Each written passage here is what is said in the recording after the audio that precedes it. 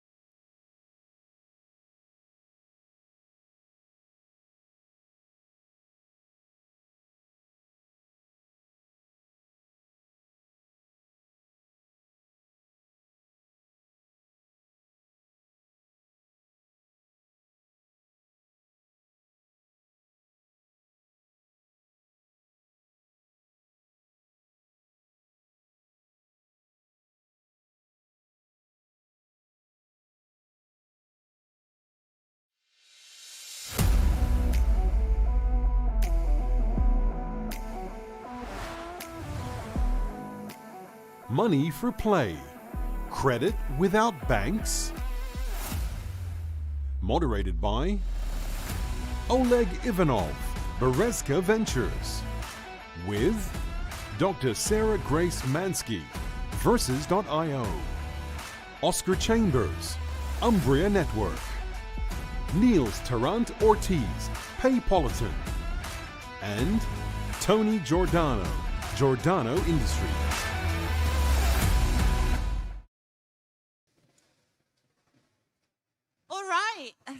Hi, everyone.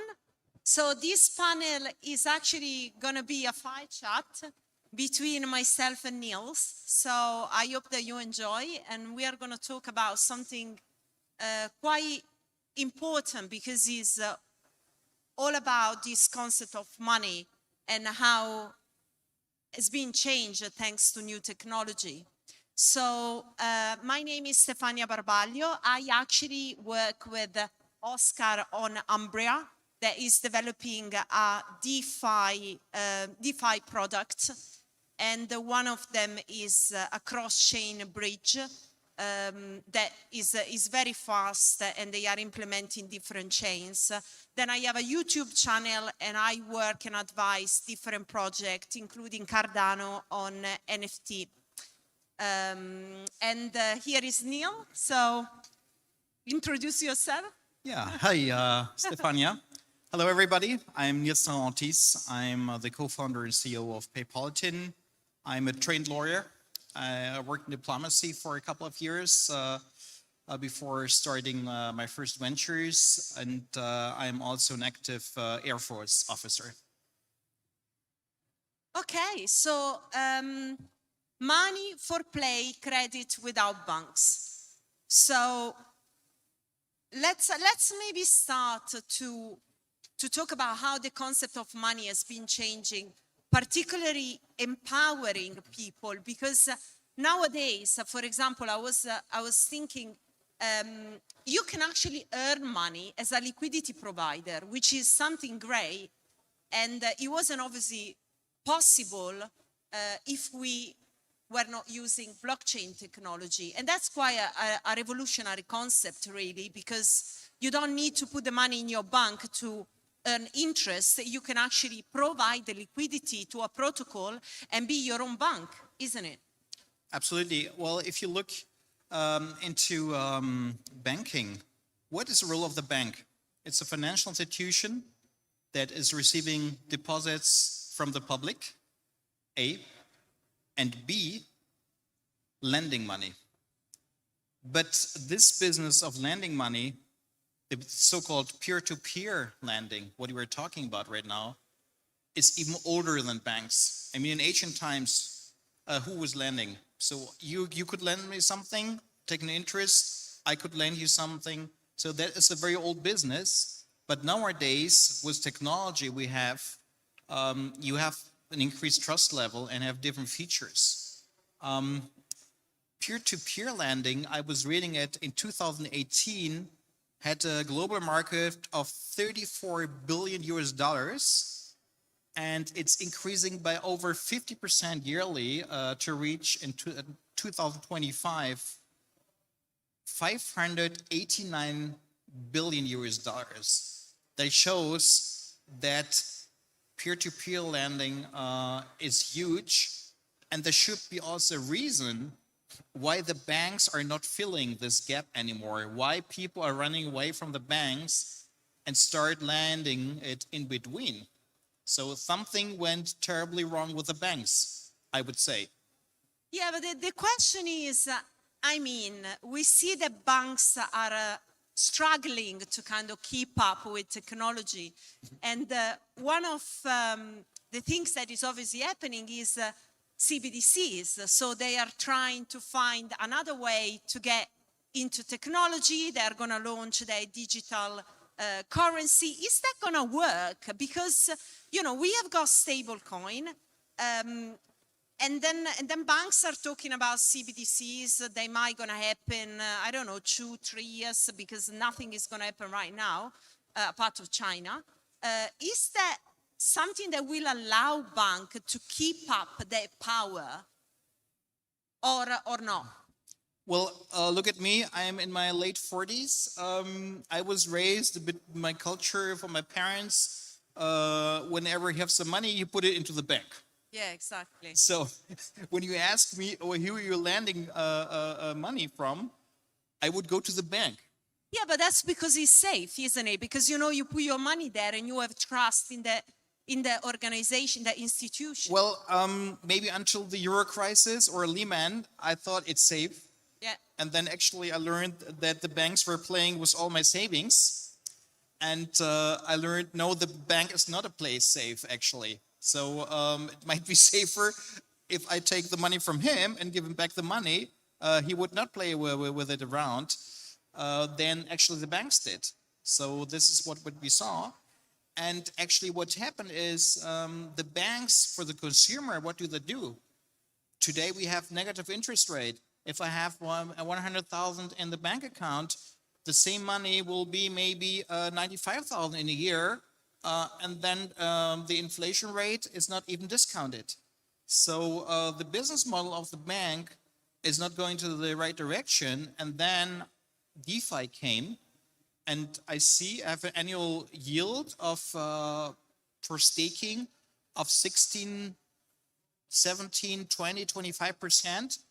That sounds to me much more interesting than having a minus 1% in my bank. Yeah, the other aspect is that banks they have our data, right? And with the concept of CBDC coming out, that is gonna be even worse because they are gonna know everything about each customer, which is a bit scary, I think. I mean, it's like Facebook and the metaverse. That's I don't know. I don't feel comfortable nowadays to give all data to an organization, and we have got other opportunities because Bitcoin has proven able to create a different kind of ecosystem where you have control of your own data. And I think that's invaluable for everybody. Yes. I mean, on the other hand, I mean, when you ask a bank for a loan, they will check. exactly. Will you get it? And the And then, and also, Neil, can I start? They are going to choose if they're going to give the loan to you. It's not, you know, you want to get a mortgage. Are you going to get no mortgage? Maybe not. Maybe they don't want you. Who knows? So, and with peer-to-peer lending, I mean, it's not a charity either. I'm lending money because I want to make profit out of this. But the barrier to lend money in peer-to-peer is much lower than a bank who's, you have to understand, I mean, the guy in the bank, he's just ticking all these boxes here. And if one box is red, he will not get that loan. He's only an employee. He's making his 2,000 euros a month. That's it. He's going at home. He want to have his salary. He want to have no trouble. And if you're peer-to-peer lending, it's your responsibility. It's only you and me. So you're gonna decide if you're gonna borrow me or you're lending money or not. So it's your decision actually, but which could be a good decision because you have the person in front of you who's willing to give it or not. so if we are going to talk about what's the future for banks, what's your view? I mean, are they going to survive this DeFi revolution? The banks will not disappear, of course. They inhere into a system. There has to be some pillars of stability. It has to be institutional. I totally agree. But the retail banking, as we have known it as before, that in every village, in every town, every bank, like 5 banks of the country, have a branch office, this will disappear. I think it's a bit like the travel agencies. I don't know where you come from, but when I was a child, in every city there was a travel agent, or 3 or 4. And basically in 20 years, at least in Paris, they all disappeared. There may be 10 travel agency brick and mortars is still there. Everything is online. Myself, I mostly use online banking, so I don't need a branch office. And this will definitely change. And the lending part, I mean, if we see that the growth rate of 50% peer-to-peer lending, it speaks for itself, right? The question is, how can you cluster, how can you check, make a background check of the guy you're lending your money? This is a big question. With Paypolitan, we have a payment app that is simply aggregating your bank accounts, your existing ones, and your existing wallets. You simply connect it to the app and use it from there. And we also have instant credit. It's also a peer-to-peer solution we developed as a partner. And we also had the question, okay, this guy, he wants to have 1,000 USDT. How can we make sure he is paying it back? And then we decided, as we have a token, that we take a certain amount according of your previous lendings, and then we calculate the risk rate, and you have to have a collateral that is blocked by smart contract for the time of the lending period, up to 180 days. This is the way we found we could have a background check, a very fast one that is done in a minute. And not like a bank telling you, come back in 2 weeks, put your suit and the tie on. I think I don't even have a tie anymore, so I could not even ask a bank for a loan. Yeah, exactly. Well, I get your point, and I think that obviously a regulation and this element about checking identity is obviously important. So in a way, regulation is important as well for the landscape to evolve. Well, if you want to get a loan, rather than going to a bank, you could perhaps get one from Aave eventually. Yes, absolutely. So that is basically an application where you can get a loan. The issue is about collateralization. Yeah. That's kind of an issue because it's still not kind of straightforward. You still Yes. need to hold assets, and with the volatility that is in the crypto space, that can be a challenge as well. Because even with peer-to-peer lending, the fact that you want to have back your money you're giving to someone else you don't even know, and with a profit, you want to have certain layers of security and be ensured this will be the case, right? So, but what we see is there might be an increasing demand of loans, but it will simply shift to a unregulated sector. This is what we see with the peer-to-peer lending. Okay, so so you basically said the banks are going to be here to stay. Are they at some point adding Bitcoin to the balance sheet? I hope so. I mean, if I was a bank and cryptocurrencies, you name it, even so they're very reluctant calling it a currency because you have all this regulation behind the banks, and every state is, of course, afraid of cryptocurrencies because remember, in old times, who had the privilege to make money, to print money? The king. It was a royal privilege. It gave to the city, you can make your own money. And the same is happening today. It's a central bank who is doing the money. And when they start accepting it, they're of course afraid of losing control of the money circuit, which is the case actually already today. But on the other hand, cryptos became a new asset class, and you cannot kill it anymore. I would rather recommend everyone put a regulatory framework on it that is not killing it. Don't try to kill it, because otherwise it will go somewhere else. And as it decentralized, it will go somewhere else. You cannot stop that movement anymore. So getting back to the banks, they have to reinvent a bit their business model. And if you look up today, which are the new banks? Those are neobanks. It's Revolut, it's N26, and all those banks are like Revolut do come with a very clearly defined and simple crypto luggage. So that is even part, if you go to Revolut and there is no crypto, I think half of the Revolut users would simply not go to Revolut. So those neobanks are showing the old established retail banks where the journey is going to. Because if you look at the youngsters, I mean, those who grew up with a smartphone, if I look at my kids, I think sometimes there must be a magnet in their fingers. They never lose their iPhone. It's like stick to the hand. And those guys with the Revolut, they always do like this, click, click, click, and do the payment and do everything online. They don't even need the branch office from the bank. And for them, crypto is as normal as fiat is. And if the retail banks are not getting that, I think they will have a very reduced role in the future, a very reduced role. They will totally disappear from smaller cities. Maybe in some big cities there might be some branch offices, but they will be reduced to an institutional lending role. But the retail market will shift. The new generation, those who are 20 today, and millennials, they have already a totally different approach of money, what money is. And then obviously we are seeing company like Circle, they are becoming like a bank. They are like a new generation of bank.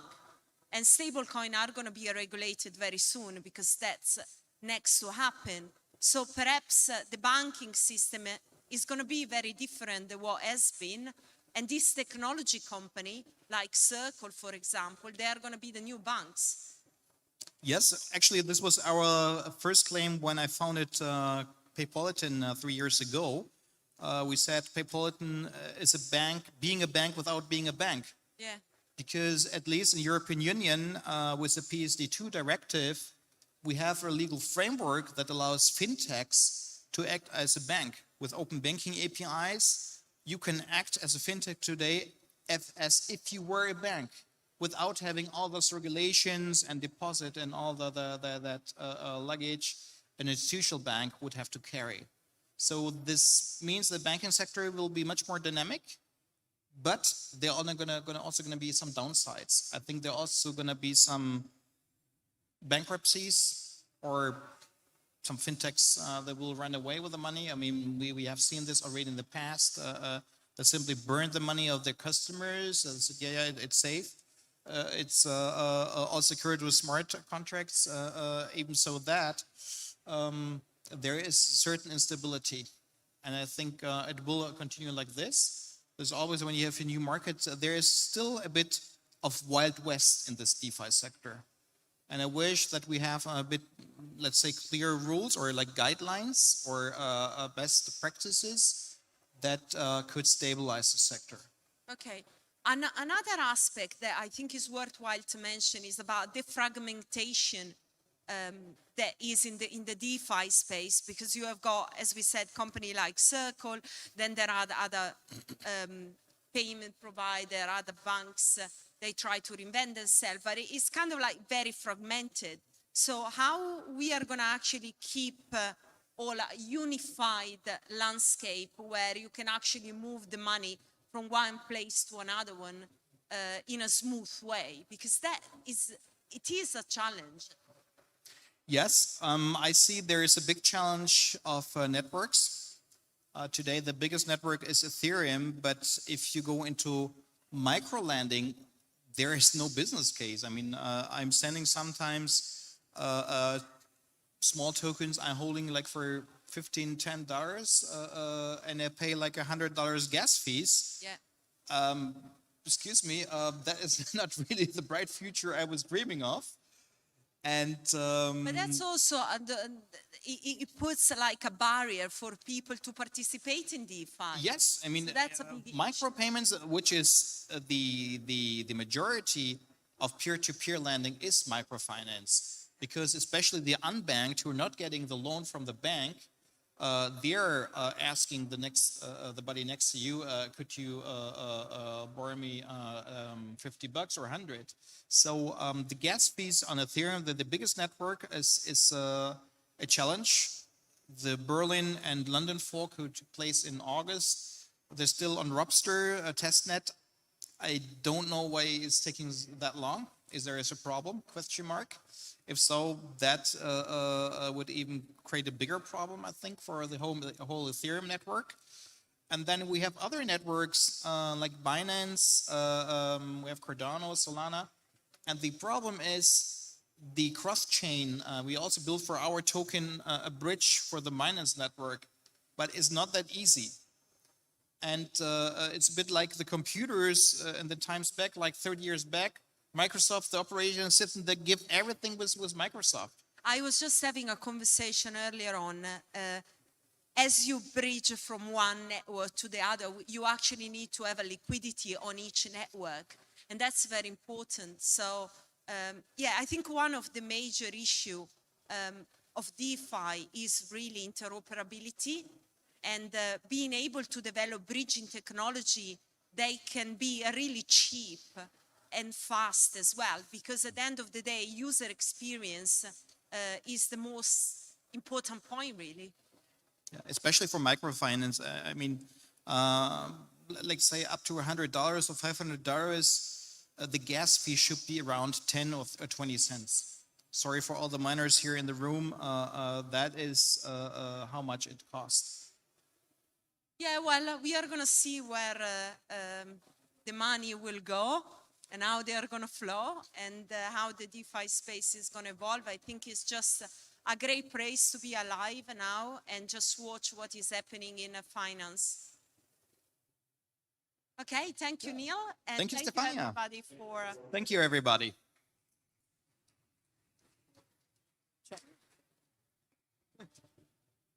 Brava.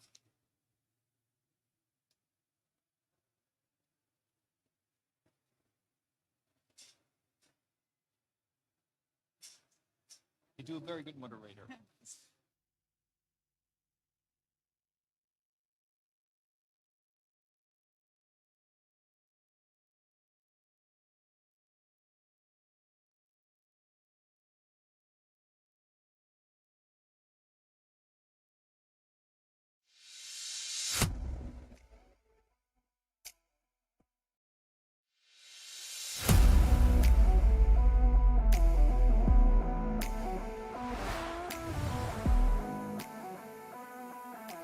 Which emerging technologies will shape future cities?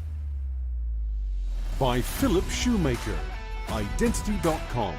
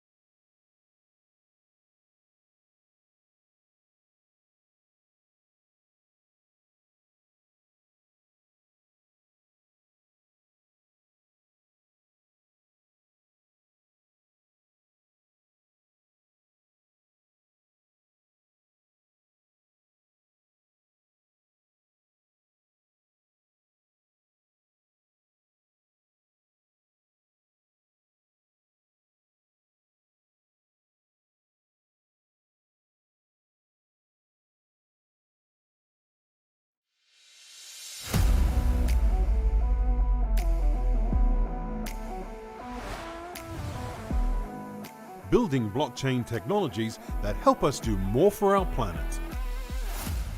Moderated by Justin Goldstone, with Christian Glebo, BeyondyOrcane.io, Jerry Lopez, Philcoin, Mecca Crouchai, Smart Ledger, and Daniel Thompson Ivitot, Tauri Apps. Hi, everyone. I am Dr. Justin Golston. I am a professor at Penn State University, as well as a visiting professor and advisory board member at Georgetown. I primarily research blockchain, supply chain management, and sustainability, but I would say my life's work is to build one of the largest blockchain incubators within the big country metaverse with our SITTech DAO project. So if you all, could you introduce yourself? Hi all, my name is Christian Glibo. I'm from Croatia and I'm founder of and CEO of Beyondy. We are specialized to building blockchain applications and infrastructures for ICO minings, DeFi, and private permission blockchain and distributed ledgers. Hello everyone, my name is Maike Krautscheid and I'm the CCO of Smart Ledger. Smart Ledger is a blockchain solution distribution channel. We have access to more than 250 blockchain innovations that we bring in all sorts of industries. We customize these products and services and also create our own products and services based on a highly scalable blockchain that will make the world a better place.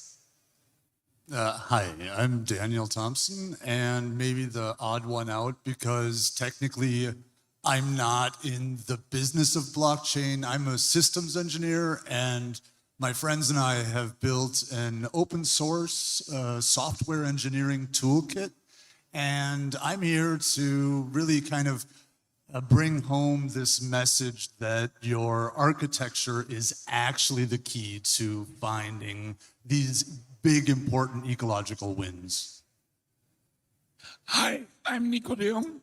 I'm the CEO and founder of Blockchain Valley and Blockchain Valley Virtual. Sorry that I lost my voice. My wife sold it as an NFT. We are basically making a smart city totally on blockchain technology in Sofia, the capital of Bulgaria. And we are making a one-on-one copy in the metaverse so people that cannot visit the actual city for events and so can actually follow the same things in our metaverse. Excellent, excellent. So you made a comment about how we can leverage open source technologies to lead to a more sustainable world, and that's one thing that I always talk about often. So can you expand on that a little bit? Well, I mean, open source isn't just a tool, it's a community, it's an ethos, it's a pathos, and I think that it's not just a way to lower your bottom line when you're designing software, but it really kind of tunes you in to what's important to especially the younger generation of developers. I mean, in my career, I've seen waves come and go, and you have this general time in your life before you have a house, before you have kids, that you can be really idealistic. And I think that this is the idealism that spawned these blockchain innovations that we're riding right now. And to have insight into where the future goes, I think we really need to not only find these people that are doing this, but also assist them with mentoring opportunities and also donations. I mean, I guess if there was a problem in open source that you might not know about, it's the sustainability of it, because everybody sees it as free real estate, and the maintainers of open source libraries, they burn out,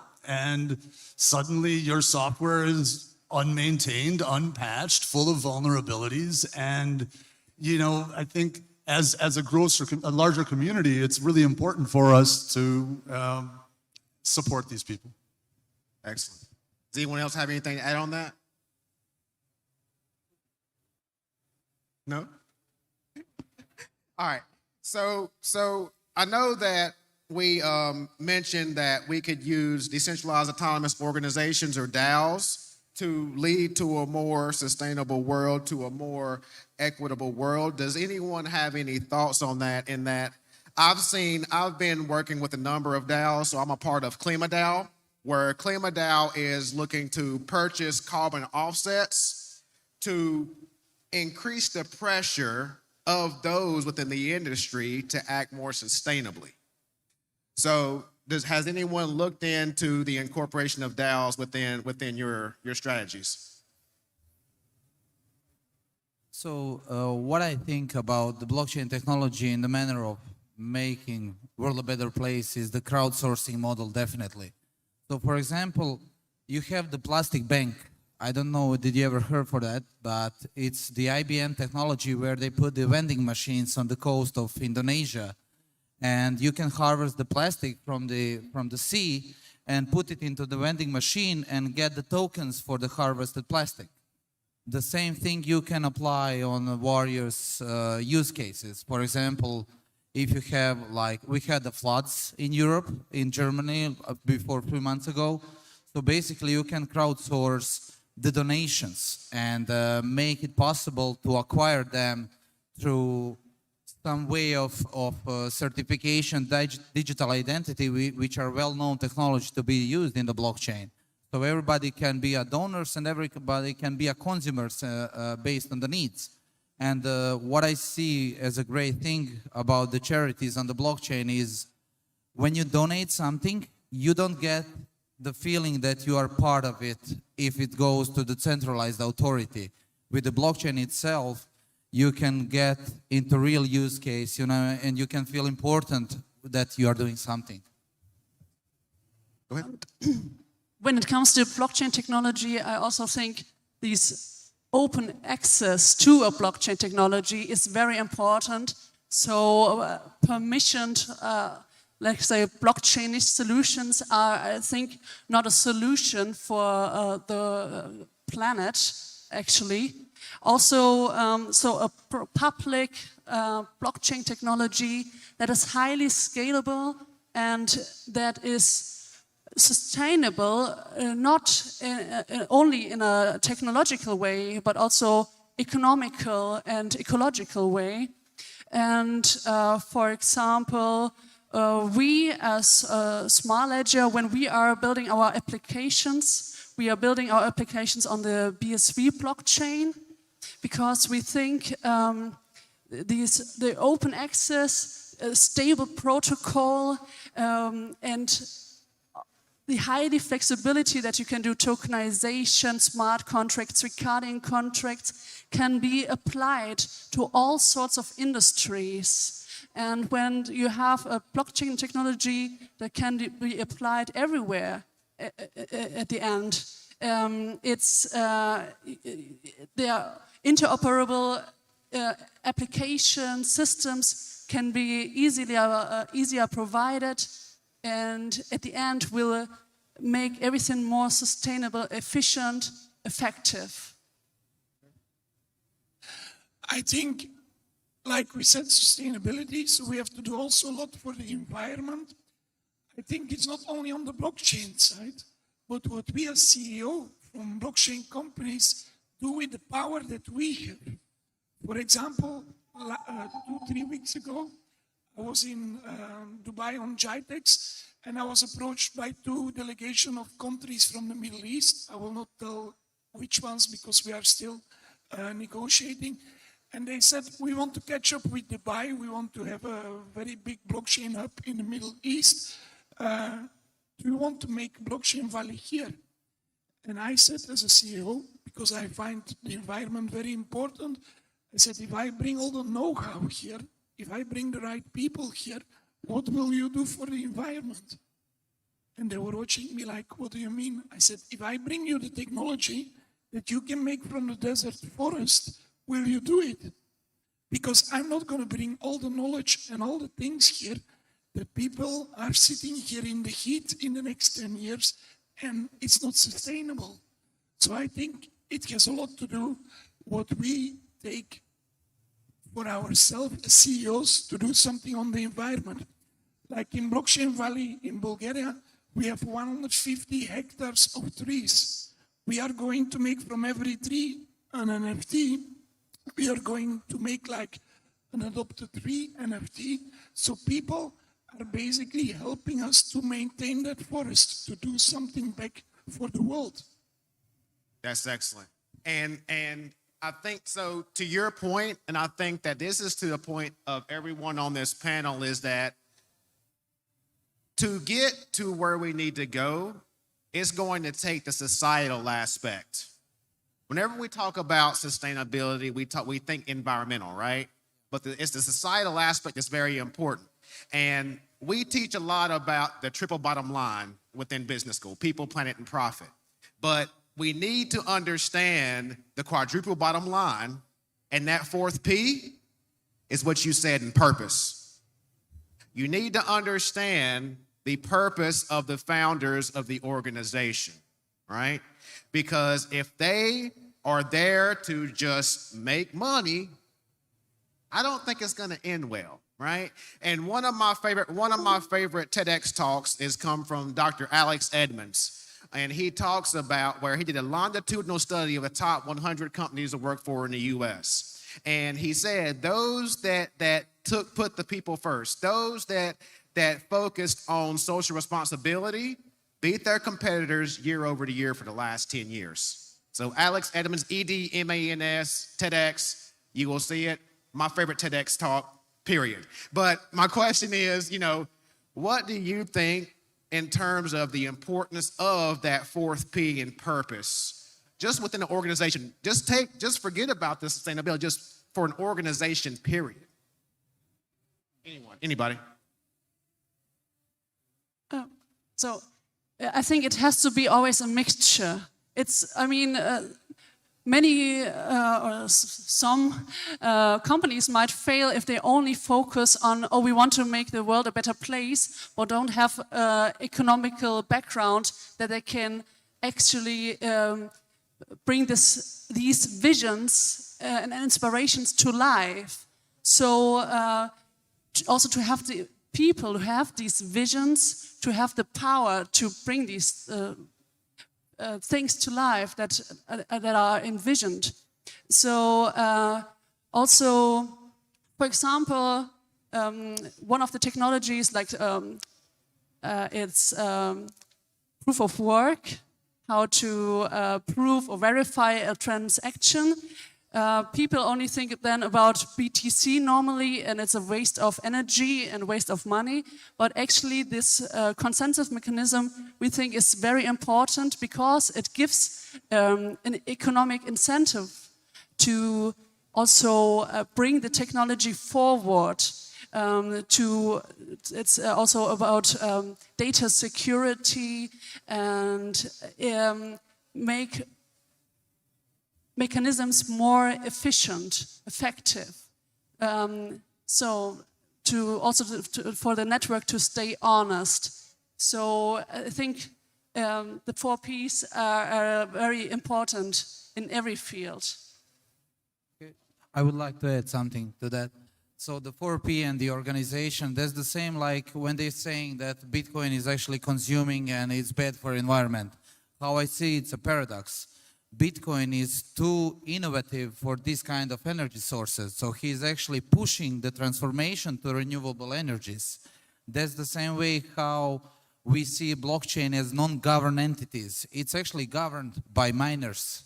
Miners are actually those who govern the blockchain. If they do not want to update, you get the forks. So that's the way from the perspective of the organization, how I see the 4 Ps is that the whole ecosystem is 1 P.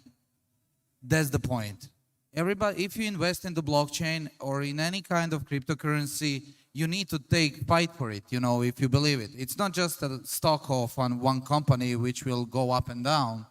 You will get maybe more from your investment if you take part of it. The same is doing anything over it or supporting it on any way. That's how it needs to be done. So the whole ecosystem, all those blockchain technology are actually 1 P. It's something new what's coming and something what requires completely different setup from what we have now and completely different mindset and vision.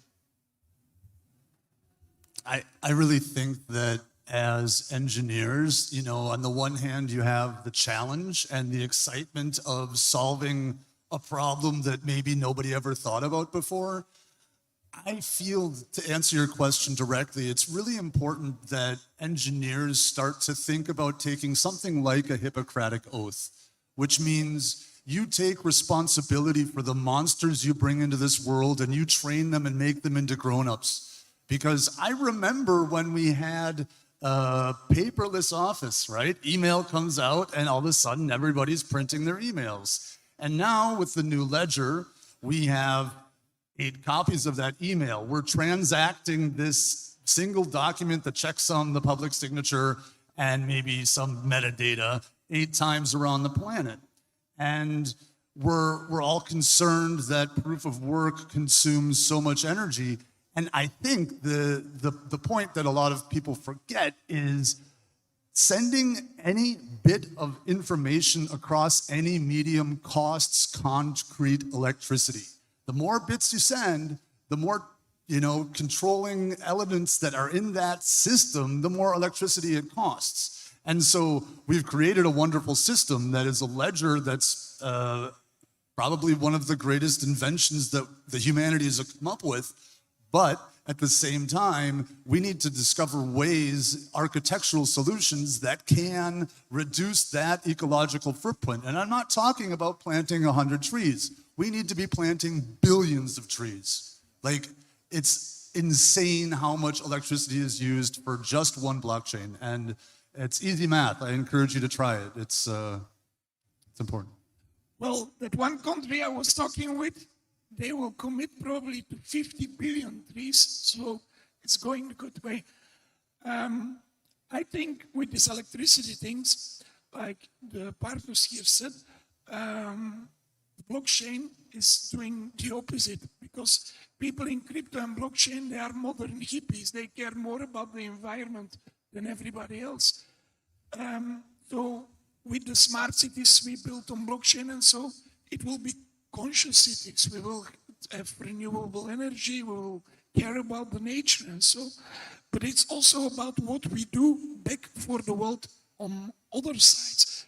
Like, for example, in the virtual part we are going to do, we have poor regions in the world that don't have access to, for example, classrooms and so, because it's too far to school and so, we can do for free virtual classrooms and so to give back to the community.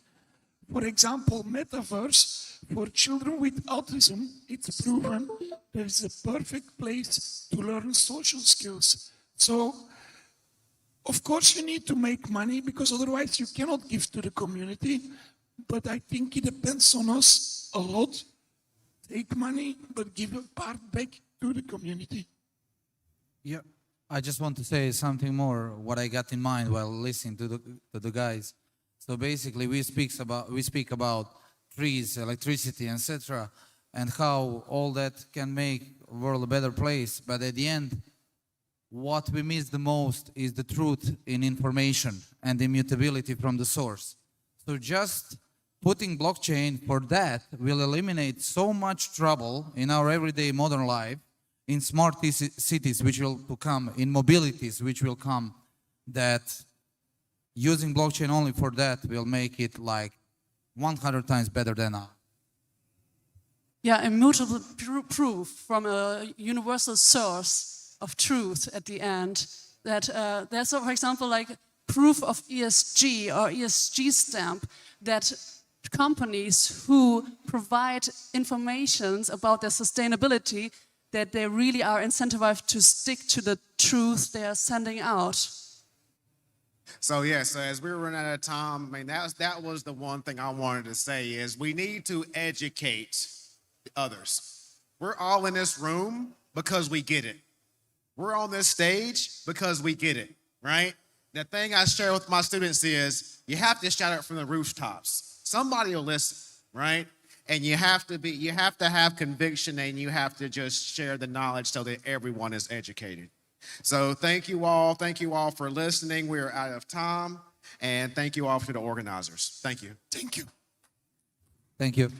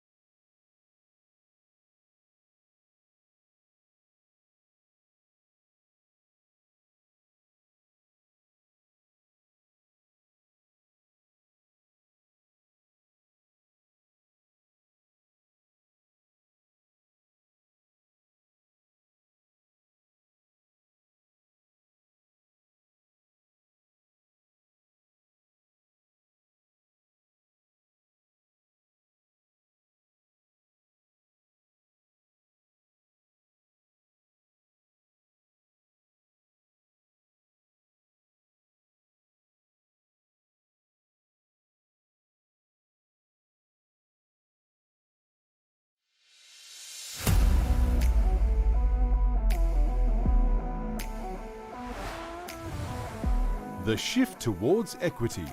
Takeaways from 4 years of blockchain-related transactions. By Gil Solomon. Gil Solomon & Co.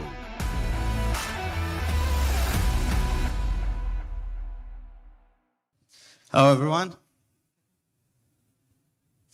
Just getting my ticker.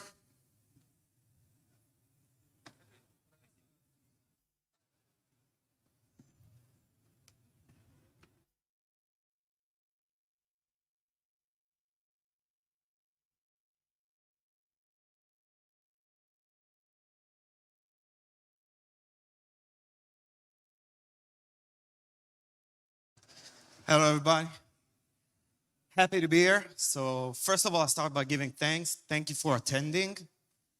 Thank you for attending this amazing event. Thank you for being part of this amazing ecosystem.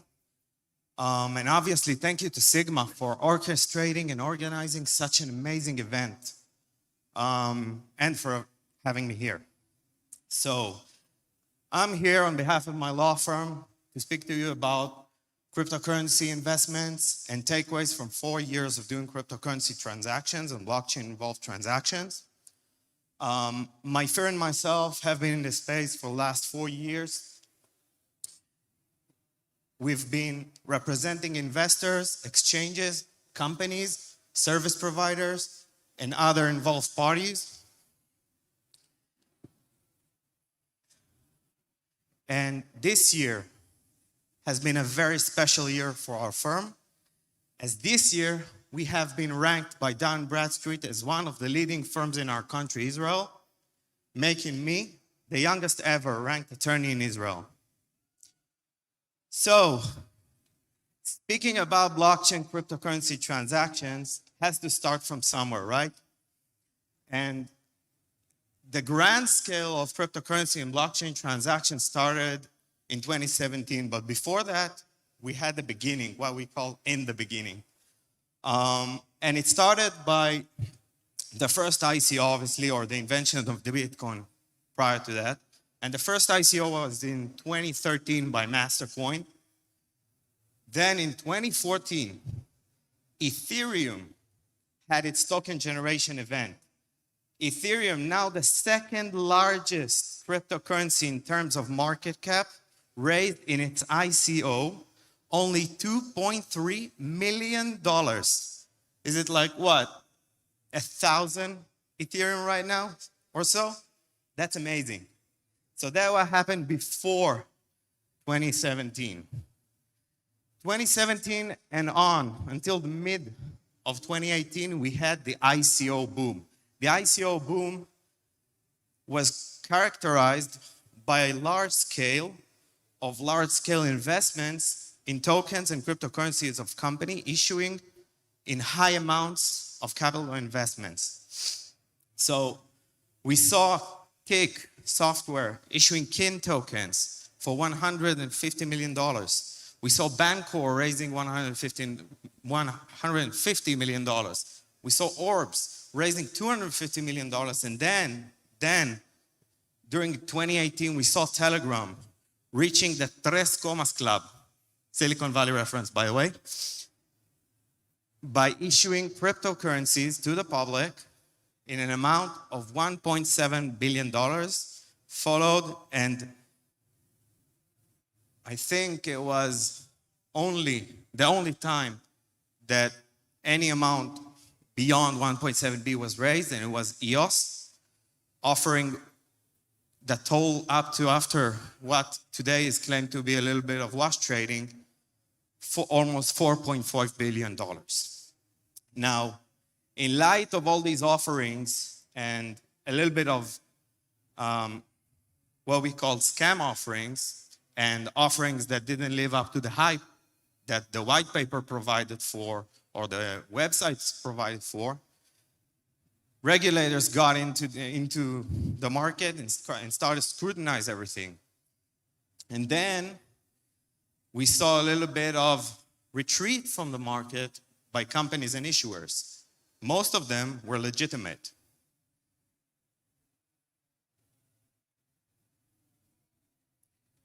So, has crypto really changed the way we do business? The answer is categorically no, in my opinion.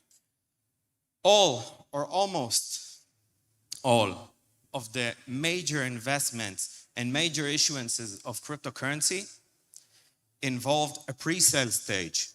All these pre-sale stages involved individuals, high net worth individuals, and funds, and other accredited investors doing business the old-fashioned way, with us lawyers involved, which meant, correctly, paper agreements, the old-fashioned way. So crypto didn't have anything to contribute to the market at the time of the investment contemplation and the investment consummation. The need for traditional clauses like indemnification, escrow, legal opinion still existed with these kind of investors, which meant that there is no real addition. And then we had STOs. STOs were scrutinized and regulated like any other security offering, or were meant to be, at least. So this led to the end of ICOs as we know them, at least in the grand scale we had in 2017, 2018. The ICO boom faded, and then there was a period of an increase in equity investments in all sorts of cryptocurrency and blockchain-involved enterprises. Sequoia got into the market, Andreessen Horowitz, Draper Capital, and others, investing in total of billions only during 2018. So following the burst of the bubble, when this bubble burst, started a phase that we call the crypto winter. And the crypto winter was basically symbolizing the decline of the market up to a total market cap of $110 billion. And it recovered only by mid-2019 when it reached $270 billion. Then we also noticed about that time during mid-2019 a world trend of regulatory and legislative improvement where companies tested the waters involving cryptocurrency. We saw sandboxes and we saw legislative initiations in all sorts of European countries like the UK, France, Germany, Switzerland, Malta, obviously. Malta, by the way, jumped the gun before everyone else, and I think that the Digital Asset Act was actually got into effect late 2018. So the market moved from the performance of ICOs to a more mature mechanism like IEOs and STOs.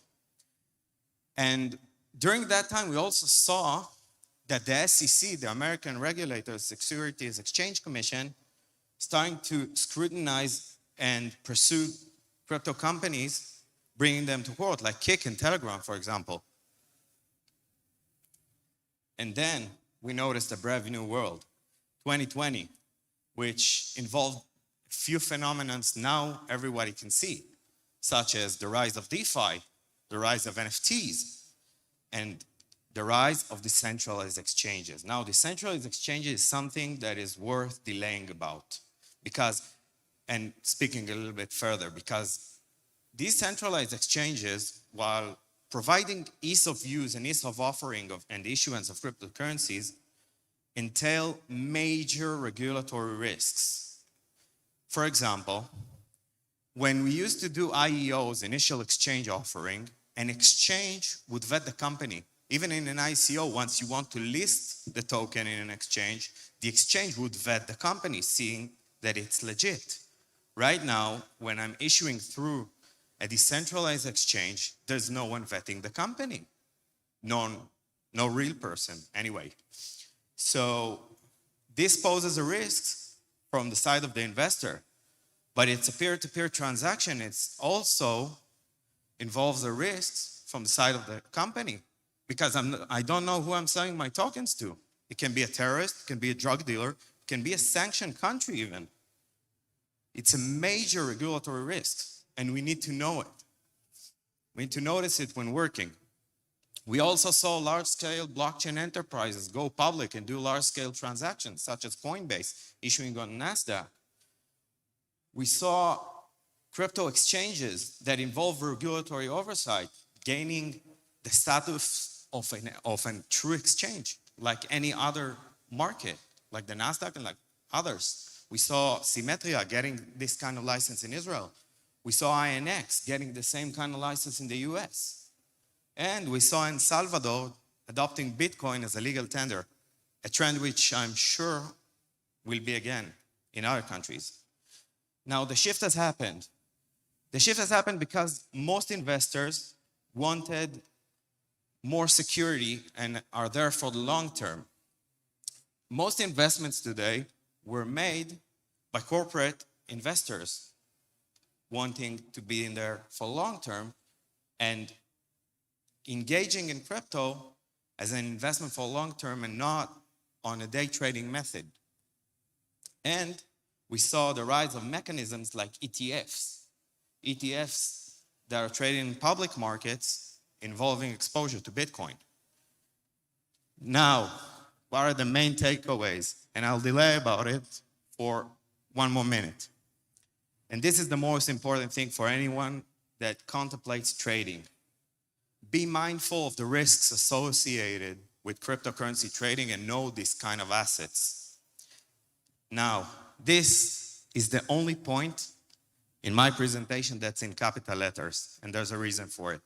Be mindful of your investment, and more importantly, diversify your investments. Investments diversification is a must.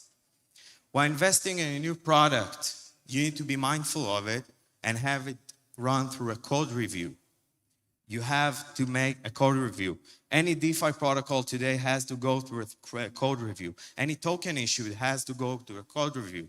And if you look at rug pull phenomenon, look it up on Google, any rug pull attack could have been avoided, or most of them could have been avoided by doing a thorough code review. Keep in mind that the risks associated and be mindful of the volatility. Thank you for attending this summit. Thank you for attending my talk. Goodbye.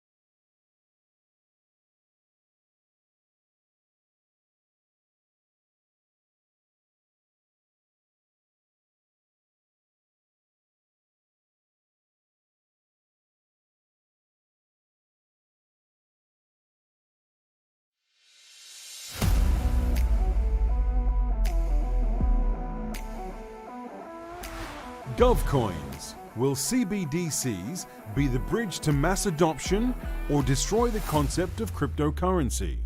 With Anna Melton, Bitcoin.com, Michael Chabanian, X-Reserve, George Siosi Samuels, Fire, and Georgi Sekretariuk, Beacon 256.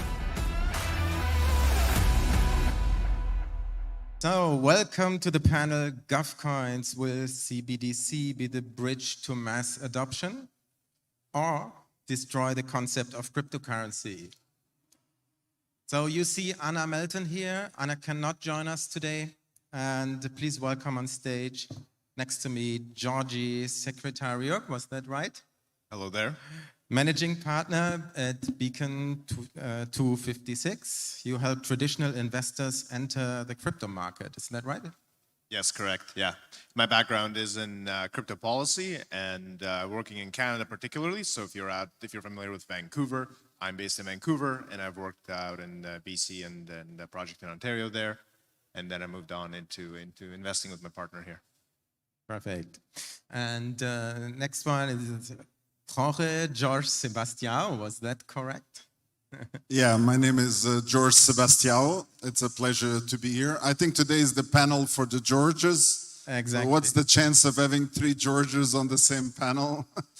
So I co-started or co-founded the GBO, Global Blockchain Organization, which is an NGO out of Oslo. And right now I am a CBO within Simba Storage, which is a cold storage for basically digital currencies like Bitcoin. Thank you. Welcome. And on Zoom, we have George number 3, George Siosi Samuels. Welcome. Hi, thanks for having me. Yeah, pleasure to be amongst all the other Georges. Thanks for joining us. You are managing director of Fire. You build meta communities for business and government leaders. Can you say something about it? Yeah, sure. So obviously, with the recent Facebook rebrand, it was perfect timing for our specialization, which is at the intersection of communities and technology. First came across Bitcoin in 2013, been in this space formally for about 4 or 5 years now. And yeah, we're most well known for our blockchain efforts actually for governments in the South Pacific. Okay, welcome. So we have 3 Georges. I just call you George 1, George 2, George 3. Okay. Starting with you, Georgi, isn't the idea of Bitcoin the decentralization? Yeah. At the very core, the idea of Bitcoin has always been decentralization.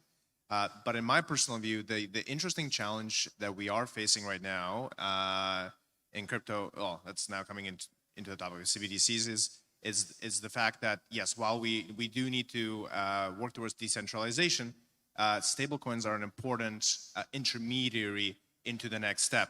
The challenge that we have is right now is the volatility of the market is making it very hard to be an active currency in our real world. There's 2 things that are very important for any currency, and it's a unit of account and a medium of exchange.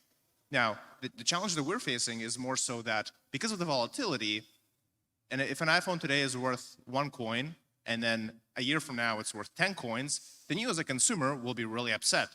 Now, on the other hand, if a year from now the iPhone is worth 0.1 coin, then Apple is also gonna be very upset because now they're not gonna be making any money or whatever the case is. So there's a bit of a challenge, and also like more accounting for companies and governments. Like, how do you really reconcile a statement if you put a value on a product, but then a year or a month from now, that product value is now different.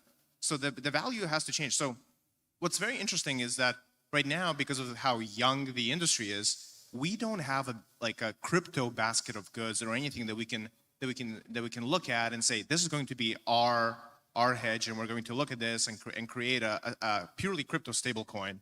And so this is where I think I see stablecoins and CBDCs specifically coming in and being that more of a transitionary push towards crypto adoption that'll kind of help establish a peg. But yeah, there are dangers with governments overreaching as they always do. Okay, George number 2. Are CBDC cryptocurrencies, digital currencies, or how do they differentiate from Bitcoin? What do you think? Actually, there's some elements that are extremely important and quite differentiate them. You can say originally when the white paper of 9 pages got released for Mr. Nakamoto as an individual or a group of individuals, usually known as cyberpunks, they were trying to kind of create an alternate system that went around the existing financial structures that they did not trust. However, it did fix some problems, but it created other challenges that they did not fix. So one example was the capability of regulatory approach, or sometimes we call KYC or AML. The second thing it did not fix from the beginning was the capability of being a payment system, because it was not able to perform enough transactions per second. 7 transactions per second was not a solution, although later on the Lightning Network came to fix this problem. And of course, there's the issue of decentralization as well as the issue of ownership. Now, of course, the governments as they exist today have not been extremely responsible by printing massive amounts of currencies, which kind of devaluates the value that people have or they have owned over the past. That really means that you can say both play a balancing role. So I think they kind of play, you can say, a symbiotic as well as a competitive role all at the same time. But I think you need both, because on one side, things like Bitcoin provide you a hedge against inflation and provide you the capability of being your own bank, where things like CBDCs will add elements of things like performance, government control, as well as the capability of having what we call a stable coin. So that means if you pay something like $1 or RMB, it's 1 RMB, it's not like by the time the transaction is finished, the person who's providing the service or the product does not get the original money that they expected. Yeah. And George number 3 on Zoom, what do you think, what's the difference between the demand for cryptocurrencies and the reality of CBDCs for most nations? Yeah, so I think the explosion of cryptocurrencies has actually made things more complicated for your everyday user.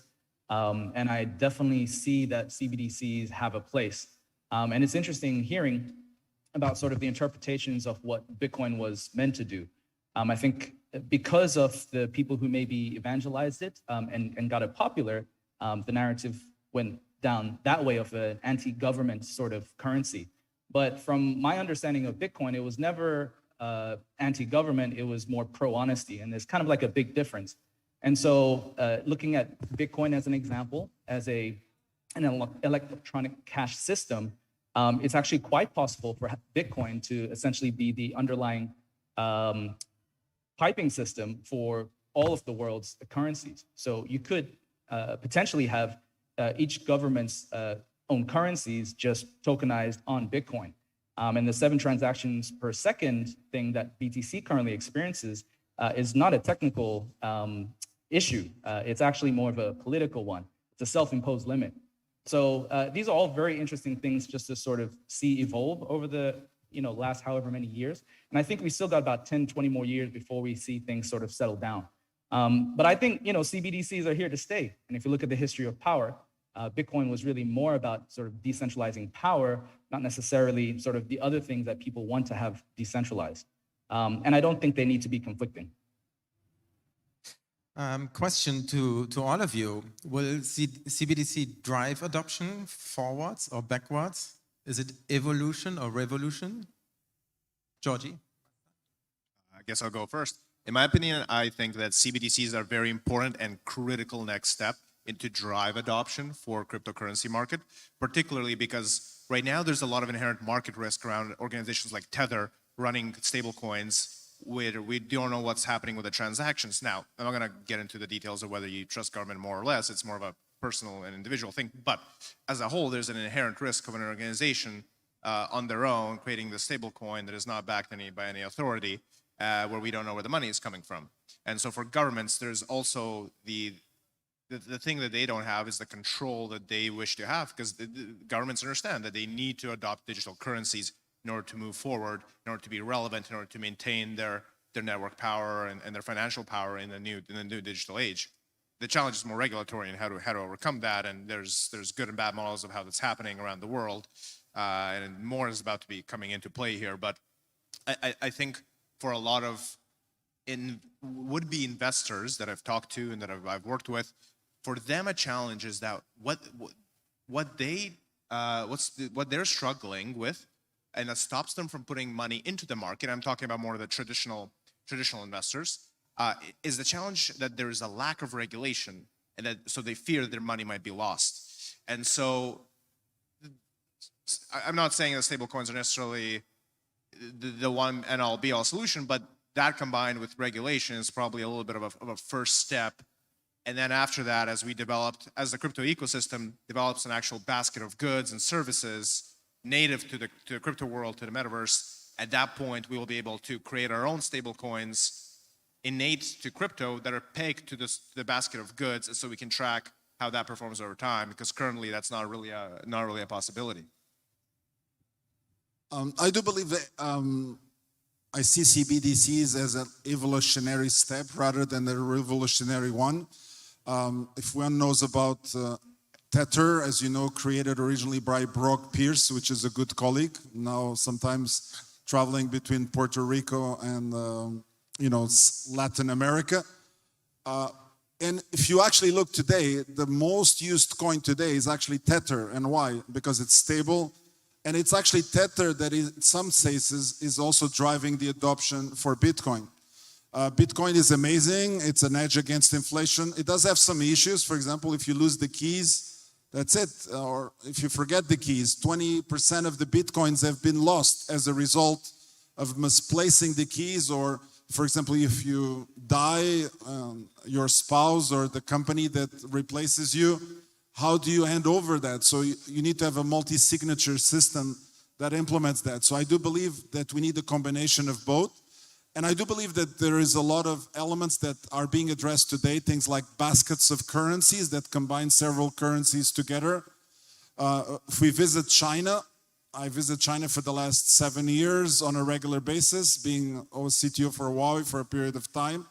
Nobody uses cash anymore. Everything is digital. So digital by itself drives adoption. And I think the world is ready for a cashless society. So a combination of those two elements is going to be critical in the world that is accelerating business tomorrow. I think looking to China is looking like 5 to 10 years in the future. It's always good. Josh, 3 on Zoom. What do you think? Evolution in terms or of what specifically? Sorry. Is it evolution or revolution? Yeah, I would probably agree with the evolution part. You look at the history of money, and if you look at how adoption works as well for the everyday person. If you look even at the history of crypto and sort of, the desire to have a global currency, and if you're wanting it to be for everybody, then you kind of need to work with governments as well, because the everyday person usually will trust things with a government stamp of approval. It's great that, the cypherpunks have been leading the way with their rebellious nature, but as things settle down, you're gonna kind of need more than that, and different levels of trust. So I think it's an evolution. The revolution, I think, still is micropayments, and many blockchain projects, in my opinion, not really working the way it should. If we look at transaction fees for both even BTC and Ethereum, they still suffer from scaling issues on chain. So I personally still think there's a long way to go, but it's an evolution. Mm-hmm. And what do you think should governments look out for in terms of using permission or permissionless blockchains? Yeah, I think there's a misnomer around calling a blockchain permission. Well, we're looking at sort of the public versus private nature. I know in government circles, there's often talk about, having a private blockchain, but blockchains are public by nature. So I think what we're seeing is that people are still trying to figure out how to deal with privacy on a blockchain that is essentially a public ledger. And in Europe, right, you have laws around GDPR. And I know from talking with different enterprises, et cetera, that's still a big deal. So I think for permission versus permissionless, the world is going to move more towards the sort of permissionless and public ledger route. And I think there are many great minds out, finding good solutions to deal with that, and hopefully leveraging the on-chain capabilities for, actual micropayments where the transactions aren't costing, crazy amounts right now. Mm-hmm. And so in your daily business, what is your biggest challenge or your biggest impediment when you're working on this topic? Is it the acceptance, or is it the knowledge that people don't know about the topic? What challenge do you have in daily business? George, number one first. Looking at the both of us. I think it depends on who you're talking to. So for the younger people my age, almost everybody's heard of Bitcoin or has invested into Bitcoin or some other altcoin. Everybody has an investment. Now the challenge is how to manage money properly and how to be a responsible investor and think about a long-term investing future. So that's one aspect. There are obviously younger adopters. They're really quickly to catch on to the technical aspects of it. So there's no issues there. I think the biggest gap right now is for the older people that still most of the money is held by Gen X and what we call the baby boomer generation in North America, but pretty much everybody over 40 years old, right? And I'm not saying that for the audience here, but generally speaking, what we find is that there's a few challenges that they face. First of all, they don't know about what crypto is or how it works and all the ins and outs, and the current ecosystem is underdeveloped, so the UX and UI doesn't help. Number two, there's a lack of trust in the system, because all they see in the news is there's two types of articles. Bitcoin is up 100%, or Bitcoin is down 60%. Like today, I saw an article, there was the drop, and there was an article that it's down, the market is crashing or something like that. And so what they're used to seeing is just this huge volatility, and they don't understand what's happening in the market, and they're scared to get into that. So again, there's a lot of factors that are being into play, but what we can do as what we do as investors and advisory, we help them bridge the gap and adjust their investments for their risk profile of our clients. So again, and there's many tools that are being built out, and DeFi, particularly the last few years, will let you do that. But again, it's an evolving topic depending on the generation who you talk to. I think there's two things that are important. The first one is education. I think education is primordial, because most of the people that are using this new generation of digital currencies don't have the necessary knowledge or understanding about them. So giving them the necessary knowledge is extremely important. And I can give an example from Canada. When ATMs got introduced in Canada over 30 years ago, we used to have this booklet that was the ledger of what you had in your bank. So when people said, go use the ATM, what people used to do is use the ATM, run back into the bank, and automatically update the booklet, because they did not trust the ATM machine. So in the Bitcoin world, in the digital currency world, we have the same issues. But beyond that, I think what is very important is the use cases as we move forward, because everything about this is really about digitalization. That means digitizing the way we do business. That means we are accelerating business. One example of such acceleration, especially when you use digital currencies, is the usage of 2 or 3 technologies. One is smart contracts. So smart contracts can save business lots of dollars. One of the large telecommunication organizations in the world, without naming names, is today saving $400 million a year through the usage of smart contracts. So this is a big game changer, because the things that were traditionally done on paper today are done completely in a digital way. So besides that, we have a whole new generation of applications that were not there before. People are talking about NFTs. The new word today is gamify. Gamify is a combination of many things: gamification, NFT, DAOs and decentralized finance. So what people are doing is combining several technologies together to change the business models that we have been used to in the past. So I think the future looks extremely bright as we move forward. Okay. And George, number 3 on Zoom, could you give us a short answer, please? The time flies. Yes, sure. Sorry, could you repeat the question again? Because I was so mesmerized by the answers. The question was the biggest challenges, the impediments in your daily business.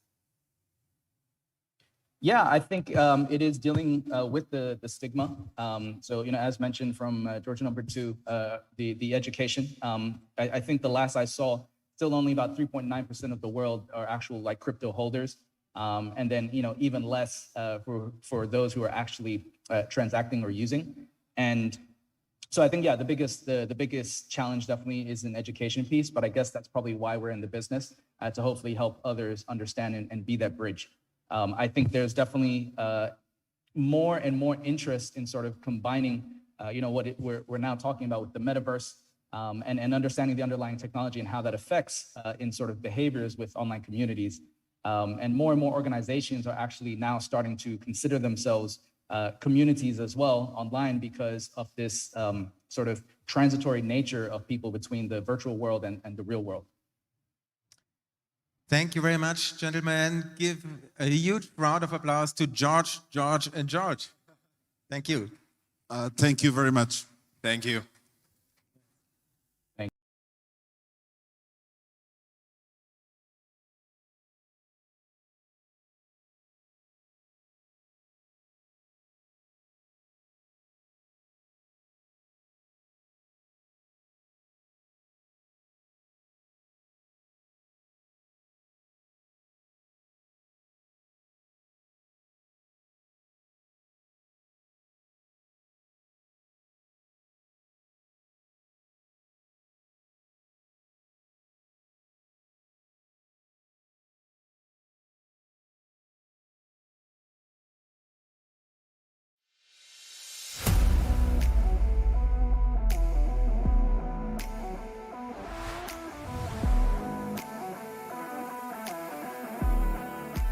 The World in 2029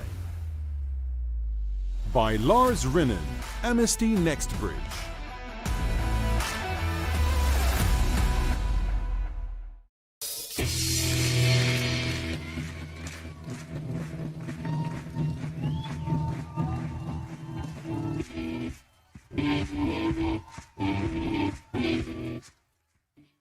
So will we go to rock concerts with robots playing AC/DC in 2029? Hell no. We'll still want to go to rock concerts with real rockers, with attitude, with tattoo, with feelings. But 2029 will be quite different from today. In 2029, you maybe not have an ordinary job. You most certainly won't own a car. And perhaps the hamburger that you're eating is made in a laboratory. What's even better is that the world in 2029 will not have poverty, pollution, famine, or disease either. So welcome to a very near but very different future. So why 2029, you may ask? Well, 2029 is an important milestone because at that time, cheap $1,000 computer will have the same computing power as your brain. That means that a machine can do basically every cognitive task that a human being can do, only quicker, faster, and better. Today, that same cheap computer is at the level of a mouse brain, so this will be a huge improvement. This will change everything. So let's look at jobs. In 2029, half of the jobs from today will be done by AI and robots. All the boring, dirty, and dangerous jobs will be gone, and no one will miss them.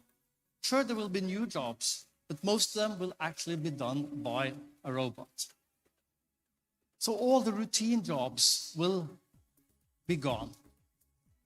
Storage work will be done by robots and drones. You will see accountants becoming financial advisors, since bookkeeping is done by an algorithm. The ones who have non-routine jobs, they will be highly tech supported with AI, augmented reality, and they will have become substantially better at their jobs. You will see surgeons doing surgery with augmented reality glasses, highly precision. You will see building site managers like this one, using AI and augmented reality to visualize alternatives and to do informed decisions. So what about the ones who have lost their job? Well, I think this is the right way to look at that, because it's not like the robots are taking your job. This is an opportunity to do something more meaningful. But of course, you need income. So the ones who don't have to do their job anymore in 2029, they will be supported by universal basic income, financed by taxation of the hyper-profitable companies like Facebook, who hardly pays any tax at all.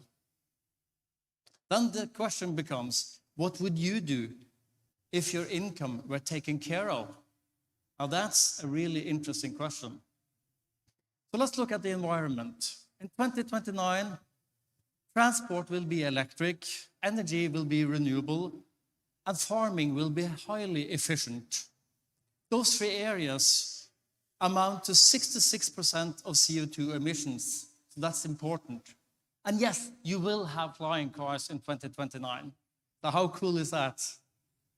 Cars will be electric and autonomous.